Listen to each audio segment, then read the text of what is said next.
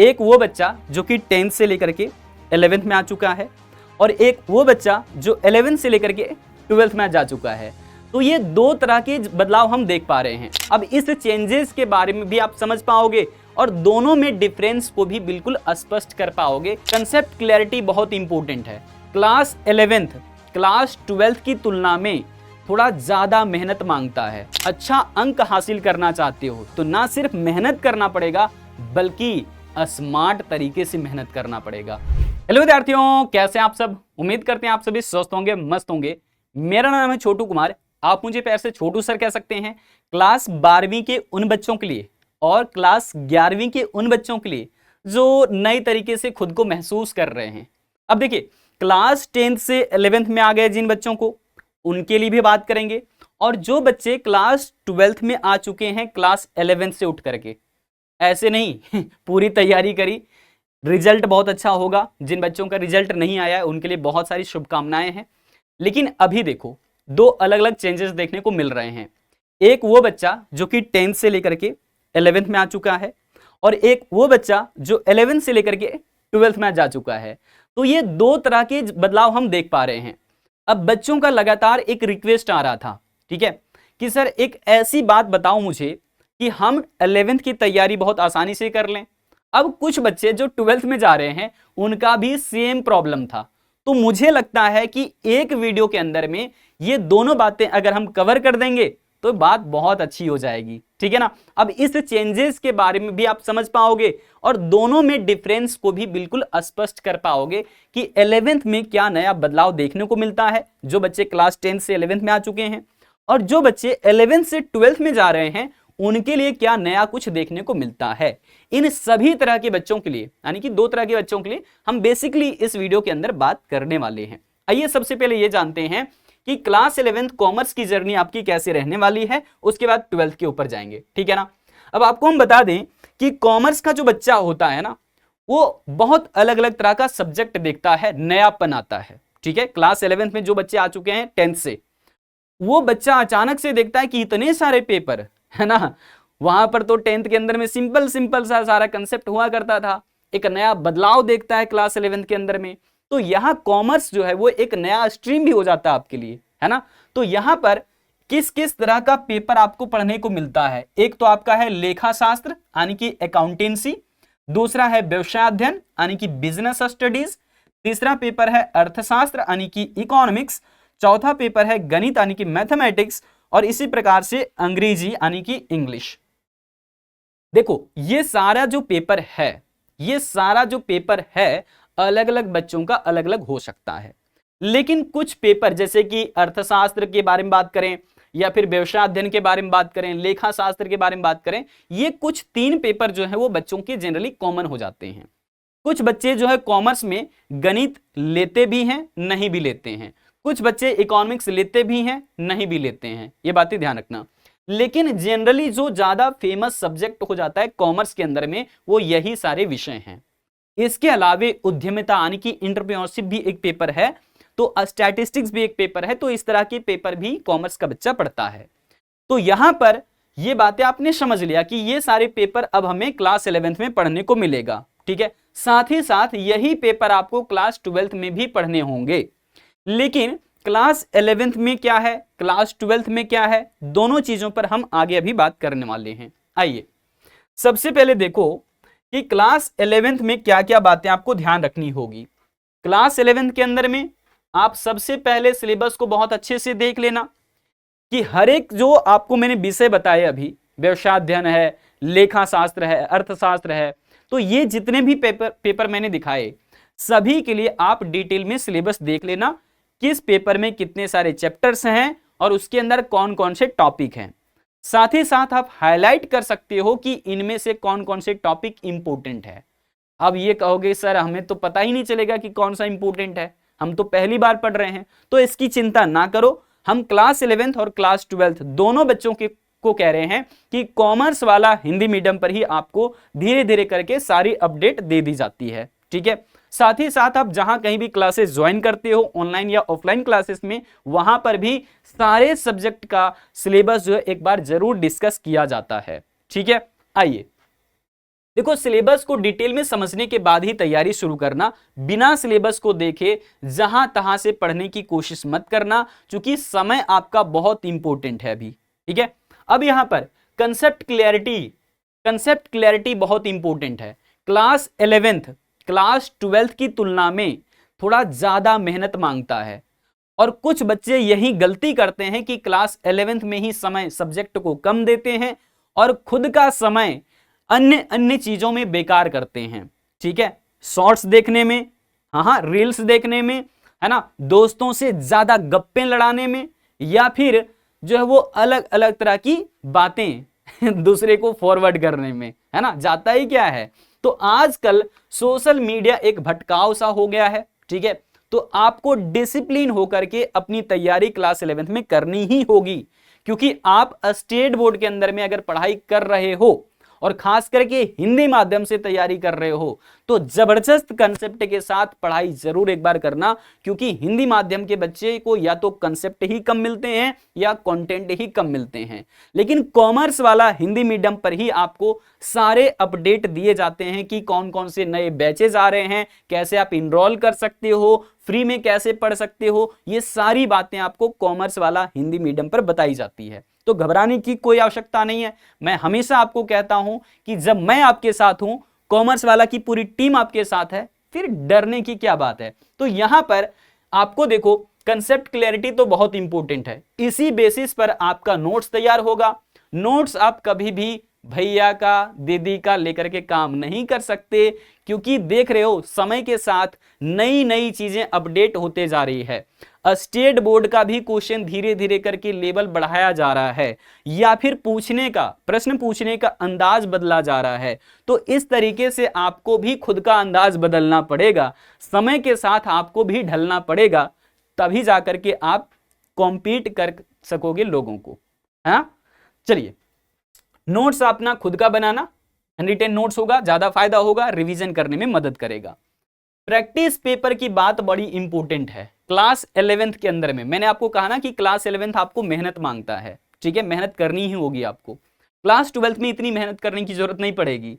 तो class 11th के अंदर में प्रैक्टिस पेपर बड़ा इंपॉर्टेंट है, खास करके जैसे कि इकोनॉमिक्स के अंदर में अगर हम बात कर लें तो सांख्यिकी आपको पढ़ने को मिलेगा। ठीक है, क्लास 11th में जो बच्चे इकोनॉमिक्स ले रहे हैं उन्हें क्लास 11th के अंदर सांख्यिकी पढ़ना होता है, जिसके अंदर माध्य, माध्यक, बहुलक और इसी प्रकार से सहसंबंध, सूचकांक, इस तरह के कुछ इंपॉर्टेंट टॉपिक्स पढ़ने होते हैं, जिसका प्रैक्टिस करोगे। ठीक है, प्रैक्टिस से ही परफेक्शन आती है, ध्यान रखना। साथ ही साथ यहां पर अकाउंटेंसी का जो पेपर होता है उस पर भी आपको ज्यादा मेहनत लगेगा। मैं डरा नहीं रहा हूं, मैं आपको याद दिला रहा हूं, पहले से ही सतर्क कर रहा हूं आपको कि समय अब बेकार मत करिए। साथ ही साथ बीएसटी का जो पेपर है उसको अगर आपने शुरुआती से ही ध्यान दिया तो ये मान करके चलो, जिन बच्चों को लगता है सर हम खुद का कुछ करना चाहते हैं, कॉलर खड़ा करके चलना चाहते हैं, है ना, खुद का व्यवसाय शुरू करना चाहते हैं, तो ऐसे बच्चे जो हो बीएसटी वाले पेपर को पढ़ करके खुद के व्यवसाय के बारे में बहुत सारी चीजें सीखते हैं, अलग अलग थ्योरीज या सिद्धांत उसके अंदर दिए हुए हैं। तो क्लास 11th से ही बीएसटी का पेपर बड़ा इंपॉर्टेंट है, अच्छे से कवर करना। ठीक है, तो 3 पेपर जो मैंने शुरुआत में सजेस्ट किए, है ना, अर्थशास्त्र, ठीक है, जिसके अंदर सांख्यिकी बहुत इंपॉर्टेंट है, उसके अंदर सांख्यिकी के अलावा भारतीय अर्थव्यवस्था भी आता है ना, स्टेट बोर्ड के। तो स्टेट बोर्ड के बच्चे सांख्यिकी और भारतीय अर्थव्यवस्था ये दोनों पोर्शन बहुत अच्छे से कवर करना, बहुत अच्छे से। ठीक है, 12th आपका आसान हो जाएगा। जो हमने बीएसटी और अकाउंटेंसी की बात किया है ना, उस पर भी आपको ध्यान देना होगा। तो तीनों पेपर ऐसी मजबूती मांगता है। हाँ, मेरी मजबूती थोड़ी सी कम है समझ पा रहे हो। तो यहां पर आइए, अब देखो हमने क्या कहा, प्रैक्टिस पेपर बड़ा इंपॉर्टेंट है। मॉक टेस्ट यही आप मिस कर देते हो कई बार कि हाँ सर नोट्स बना लिया, प्रैक्टिस भी कर लिया, अब क्या करना है, हो गया तैयारी। नहीं, देखो कंसेप्चुअल क्लैरिटी अगर आप पूरे लंबे समय तक चाहते हो, चूंकि अभी 12th की यात्रा बाकी है ना, तो इसलिए 11th में आप मॉक टेस्ट जितना लगाओगे, एमसीक्यू प्रैक्टिस जितना ज्यादा करोगे, जो भी चीजें आपने पढ़ा हुआ होगा सब्जेक्ट के ऊपर, उसमें क्लैरिटी और भी ज्यादा आ जाती है। लंबे समय तक आपका दिमाग उन डेटाज को स्टोर कर पाएगा। समझ पाए? तो क्लास 11th के बच्चों के लिए ये सारा चीज पूरे साल भर अच्छे से कवर करना होगा, अपनी सिलेबस को, अपनी तैयारी को मजबूत बनानी होगी। अगर किन्हीं बच्चों को लगता है कि सर हमें अच्छे एक बैच की आवश्यकता है, हम टीचर्स की गाइडेंस चाहते हैं, जब कभी हमें डाउट हो तो हमारा डाउट बिल्कुल क्लियर हो जाए, तो इसीलिए कॉमर्स वाला हिंदी मीडियम पर ही आपको एक बैच मिल जाएगा जिसका नाम है Uday state board class 11th commerce 2026 बैच। इस बैच में सब कुछ आपको पढ़ाया जाएगा। व्यवसाय अध्ययन है, अर्थशास्त्र है, लेखा शास्त्र है, गणित है, अंग्रेजी है, सारे विषय आपको पढ़ाए जाएंगे। ठीक है, तो Uday state board class 11th commerce 2026 के साथ आप जुड़ करके पढ़ाई कर सकते हैं। इसका प्रो वर्जन भी है जिसमें कि अपकमिंग बैचेस की पूरे एक्सेस मिलते हैं, जैसे कि बोर्ड बूस्टर बैच आ जाता है, या फिर जो वो उदय का कोई नया बैच आ गया 2.0 करके। तो इस तरह के जो बैचेस होते हैं वो सब आपको एक्सेस मिलता है। ठीक है, ध्यान रखोगे। चलिए अब यहां पर आते हैं, जिन बच्चों को यहां पर कुछ नया बदलाव देखने को खुद को लग रहा है, सर क्लास 11 से हम क्लास 12 में आ गए हैं, तो हमारे लिए क्या, देखो आपको भी सेम बातें हम कहेंगे, सेम बातें, जैसे कि सिलेबस पर ध्यान देना होगा। आपको नए सिलेबस में बदलाव देखने को मिलेगा कि क्लास 11 में कुछ और था, क्लास 12 में कुछ और है। मैंने क्या कहा, क्लास 11 में ज्यादा अगर आपने मेहनत किया है, क्लास 12 में कम मेहनत करना पड़ेगा। ठीक है, कहीं तो मेहनत ज्यादा करोगे ना, लेकिन अगर क्लास 12 में अगर आप अच्छा अंक हासिल करना चाहते हो तो ना सिर्फ मेहनत करना पड़ेगा बल्कि स्मार्ट तरीके से मेहनत करना पड़ेगा, क्योंकि आपका स्कोर बेहतर चाहिए। साथ ही साथ तैयारी इस प्रकार से करो कि आप सीयूटी का भी स्कोर बेहतर कर पाओ, अच्छे कॉलेज को टारगेट करो, अच्छे केंद्रीय विश्वविद्यालय के अंदर पहुंच जाओ, अच्छे कोर्स के साथ अपना कैरियर सेट कर लो। ठीक है, तो 12th के अंदर में आपको स्मार्ट मेहनत चाहिए, स्मार्ट मेहनत। ठीक है, चलो तो यहां पर कंसेप्चुअल क्लैरिटी आपको भी करनी होगी। किस प्रकार का, देखो पेपर कैसा मिलेगा क्लास 12th के अंदर में, खास करके इकोनॉमिक्स की बात करें तो व्यष्टि अर्थशास्त्र और समष्टि अर्थशास्त्र, ये दो भाग आपको पढ़ने होते हैं, और इसकी जिम्मेवारी है ना हमारी होती है, समझ रहे हो, क्योंकि हम इकोनॉमिक्स का हर एक कंसेप्ट आपको डिटेल में बताते हैं। साथ ही साथ सीयूईटी का जो है प्रिपरेशन परिश्रम बैच के अंदर में, और उसका जो प्रो वर्जन है परिश्रम प्रो बैच, ठीक है, यूपी बोर्ड के लिए अलग, बिहार बोर्ड के लिए अलग, दोनों बैचेस अलग अलग कर दिए गए हैं, लेकिन दोनों बैच का नाम परिश्रम बैच है। ठीक है, तो परिश्रम UP state board class 12 commerce 2026 और परिश्रम Bihar state board class 12 commerce 2026, इन दोनों बैचेस के प्रो वर्जन भी होते हैं। तो प्रो वर्जन में आपको सीयूटी की तैयारी भी करवाई जाती है, समझ पाए। तो यहां पर देखोगे सर नोट्स हमें कैसे बनाना होगा, तो नोट्स बड़ा आसान है।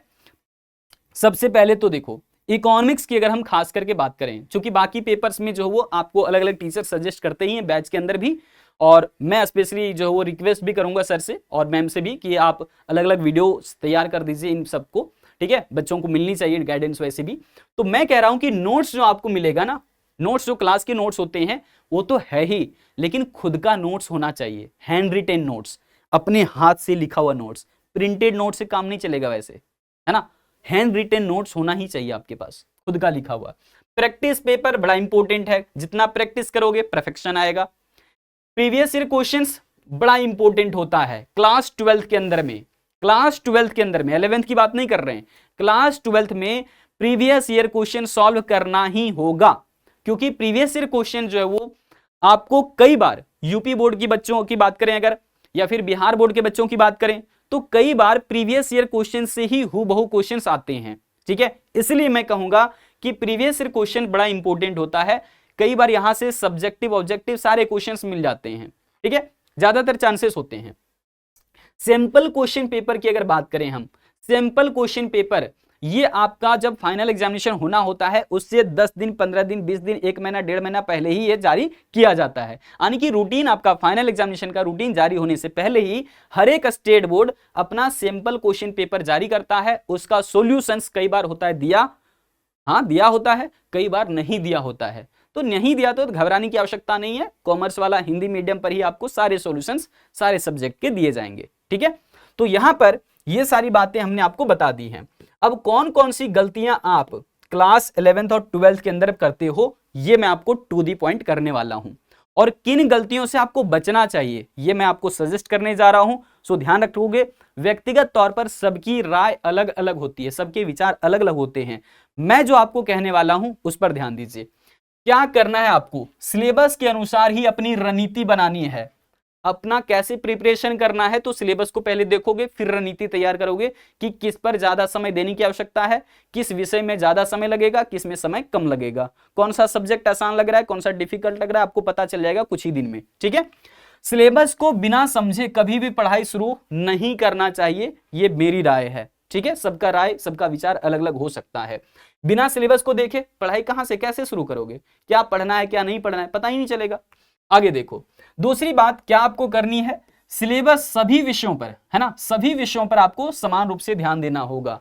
कोई कोई बच्चा क्या करता है, इकोनॉमिक्स पढ़ने में ज्यादा मजा आ रहा है तो लगातार इकोनॉमिक्स पढ़े जा रहा है, और एग्जाम के नजदीक में जाकर के कहता है यार अकाउंट में कुछ तो पढ़े ही नहीं है, बीएसटी तो मेरा रह गया है, अब क्या होगा। तो बाद में घबराने से अच्छा है पहले ही धीरे धीरे करके मेहनत करो, छोटे छोटे लगातार प्रयासों से ही बड़ी सफलता मिलती है ना। तो इसलिए सभी विषयों पर समान रूप से आपको ध्यान देना होगा, किसी एक विषय को अत्यधिक दोहराव करने से आपको ज्यादा फायदा होने वाला नहीं है। ठीक है, तो लगातार हम आपको कहते हैं कि स्टेट बोर्ड के अंदर आपका अगर 5 पेपर है तो 5 पेपर पर आपको समान रूप से ध्यान देना होगा। अब ये समान रूप से कहने का मतलब क्या है, जो पेपर आपका ज्यादा कमजोर है ज्यादा समय दीजिए, जो पेपर आसान लग रहा है कम समय दीजिए। ठीक है, इस प्रकार से डिस्ट्रीब्यूट कर लो। अब देखो, सभी विषयों को नियमित रूप से आपको पढ़ना होगा, रिवाइज भी करना होगा। ऐसा नहीं कि है ना 2 दिन की छुट्टी मिली है तो 10 दिन छुट्टी कर रहे हैं, नहीं, आज पढ़ लिया तो कल क्या ही पढ़े, है ना, पढ़ तो लिया है कल, ऐसा नहीं टालना है, ध्यान देना। यहां पर बहाने बनाने से आपको बचना है। किसी का बर्थडे पार्टी है, चले गए, कोई दिक्कत नहीं, लेकिन उस दौरान भी आपको अपनी जो चीजें हैं, जो कमजोरियां हैं, है ना, उन चीजों पर ध्यान रखना ही होगा। किसी के शादी विवाह में आप चले जाते हैं, है ना, 2 दिन के लिए 10 दिन के लिए, कोई बात नहीं, लेकिन जो आपका पीछे क्लास छूट गया है उसको तो मेकअप करना बनता है ना, टाइम टू टाइम, नहीं तो बहुत पीछे रह जाओगे। तो ये चीजें ध्यान देना। आगे हम क्या कह रहे हैं आपसे, देखो नेक्स्ट पॉइंट, कि समय समय पर आपको मूल्यांकन खुद का करना ही होगा। कई सारे बच्चे क्या करते हैं, लगातार सिर्फ पढ़ाई करते चले गए, नोट्स बनाते चले गए, और कभी कहीं टेस्ट दिया ही नहीं, ना ऑफलाइन कहीं सेंटर पर ना ऑनलाइन में, बैचेस का एक्सेस भी ले रखा है, और फिर भी जो है वो टालते रहता है कि नहीं अगली बार टेस्ट दे दूंगा, इस बार तैयारी नहीं था। ठीक है, मैं दूसरी बात ये भी कहता हूं कि कभी भी आप जो है वो बिना रिवीजन किए खुद का मूल्यांकन या फिर टेस्ट देने मत जाइए। पहले रिवीजन करिए, पहले तो पढ़िए, कंसेप्ट क्लैरिटी चाहिए, फिर रिवीजन करिए, रिवीजन करने के बाद टेस्ट देने जाइए। रिवीजन करने के बाद अगर टेस्ट दोगे ना, एक अलग ही कॉन्फिडेंस आपके अंदर आता है, आपको मजा आता है कि हमने जो पढ़ा था उस चीज को अच्छे से लिख पाए। तो बिना पढ़े बिना रिवीजन किए कभी भी टेस्ट देने के लिए मत जाइए। ठीक है, यहां पर आगे आओ। देखो, डाउट कई सारी चीजें होती है। हाँ, पहली बार हमें पढ़ने को मिल रहा है, अलग अलग सब्जेक्ट है, नए नए सब्जेक्ट हैं, तो डाउट तो होगा ही, स्वाभाविक सी बात है। हम कहते हैं कि जो पढ़ता है उसको दिक्कत होता है, जो नहीं पढ़ता उसको कोई दिक्कत नहीं होता, उसको फिर रिजल्ट के बाद दिक्कत होता है। समझ पाए? तो यहां पर डाउट तो आएगा ही, स्वाभाविक सी बात है, लेकिन उस डाउट को कंफर्मेशन में बदलने की कोशिश करना। कुछ बच्चे बड़ा स्मार्ट होते हैं, किसी का बर्थडे में गए, किसी का शादी पार्टी में गए, कुछ भी ऐसा, और वहां पर उनके टीचर्स मिल गए, बड़े भैया बड़ी दीदी कोई मिल गए, तो वहां पर भी सब्जेक्ट से रिलेटेड डाउट पूछ ही लेता है वो बच्चा, इतना स्मार्ट होता है कोई कोई बच्चा। तो ये चीजें सभी को करना चाहिए, सभी को, जहां भी डाउट पूछने का पूरा अवसर मिल रहा है पूछिए, क्या जाता है पूछने में, है ना। समझ पाए? हो सकता है कि डाउट का तुरंत आंसर ना मिले, बाद में मिले, लेकिन मिलेगा तो सही कम से कम। तो डाउट को टालने की कोशिश नहीं करना है, अपने शिक्षकों से जहां भी आप पढ़ रहे हैं, या फिर अपने बड़े भैया से बड़ी दीदी से जरूर पूछिए। ठीक है, जब तक पूछोगे नहीं सीखोगे नहीं। आगे बात जो है रहती है क्या, कई सारे बच्चों को दिक्कत आ जाता है किसी भी मामले में। मान लीजिए कि आपको बुक्स के जो ऑप्शंस नहीं मिल रहे हैं, है ना, या फिर अन्य भी कुछ पूछना आप चाहते हो, तो आप चैट सेक्शन के अंदर लिख देना कि किस एक पर्टिकुलर टॉपिक के ऊपर आपको वीडियो लेक्चर चाहिए, या फिर किस टॉपिक के ऊपर आप जो वो वीडियो चाहते हैं जिसमें आपको लगता है कि सर मैं बड़ा कंफ्यूजन में हूं, मुझे सॉल्यूशंस चाहिए। तो वो सॉल्यूशंस आपका जो है वो पहले बताओ तो सही, डाउट क्या है, क्वेश्चंस क्या है। तो चैट पूरा खाली पड़ा हुआ है आपके लिए, है ना, जरूर बता देना दिक्कत कहां पर हो रही है आपको, तो हम उसके लिए अलग एक वीडियो आपको तैयार करके दे देंगे जिसमें कि आपकी परेशानियों को हम इंक्लूड करेंगे। ठीक है, तो आज रखते हैं इस वीडियो में इतना ही, फिर से मिलते हैं अगली किसी वीडियो अपडेट के साथ। जय हिंद, जय कॉमर्स।